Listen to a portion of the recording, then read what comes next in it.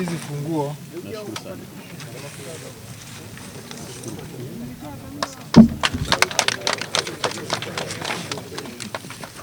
Pikipiki ukaitumia kwenye kazi. Isije ikawa bodaboda. Nashukuru sana. Mheshimiwa Mkuu wa Wilaya, katika kuboresha shughuli za ufundishaji na ufuatiliaji katika sekta ya elimu, sisi kama halmashauri tukiongozwa na baraza la madiwani tumeazimia kuwapatia vyombo vya usafiri maafisa elimu wetu. Kwa hiyo tulitenga fedha shilingi milioni 73 kwa ajili ya kununua pikipiki. Pikipiki hizi zilizopo mbele yako zipo 22 na ni pikipiki mpya kabisa. Hawa maafisa elimu walikuwa na pikipiki za mradi wa GPE tangu mwaka 2018. Kwa pikipiki hizo sasa hivi, Mheshimiwa Mkuu wa Wilaya, zimechoka sana. Sasa kwa kuzingatia umuhimu wa sekta ya elimu kwa jamii yetu, baraza la madiwani limelizia tununue pikipiki ili kuhakikisha maafisa yetu elimu wanapata vyombo vya usafiri vya uhakika kufanya ufuatiliaji mashuleni. Na hili nipende kuzungumza kwa interest yetu kwamba inawezekana, Mheshimiwa Mkuu wa Wilaya, halmashauri hii ni halmashauri ya kwanza kuwanunulia pikipiki maafisa elimu.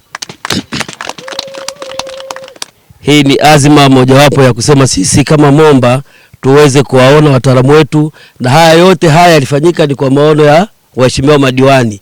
Na ukiona hapa Mkuu wa Wilaya, hii ni mwanzo, lakini tungetamani sasa sisi kila idara na kila mtumishi aliyoko hapa anayefanya kazi nje ya kituo cha hapa awe na usafiri wa pikipiki. Kwa hiyo ni matarajio yetu sasa, baada ya zoezi la waratibu na wengine, litakalofuata sasa itakuwa la waheshimiwa na watendaji wa vijiji. Nao tumeahidi kwa kweli tutanunulia pikipiki. Ndugu waratibu elimu kata,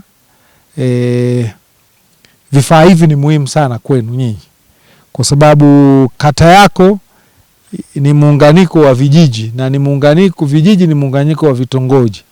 Kwa hiyo na shule zetu zimetapakaa huko maeneo. Kwa hiyo tunategemea ukiwa na usafiri kama huu, hatutaweza kusikia kwamba umeshindwa kuifikia shule fulani ili kufuatilia taaluma, kwa sababu kazi yako ni kufuatilia ukuaji wa taaluma katika eneo lako.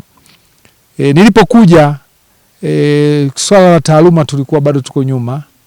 Nakumbuka tulikuwa tunashika nafasi ya mwisho kwenye upande wa elimu ya msingi, lakini mwaka uliopita sasa tumekuwa nafasi ya pili, si ndio?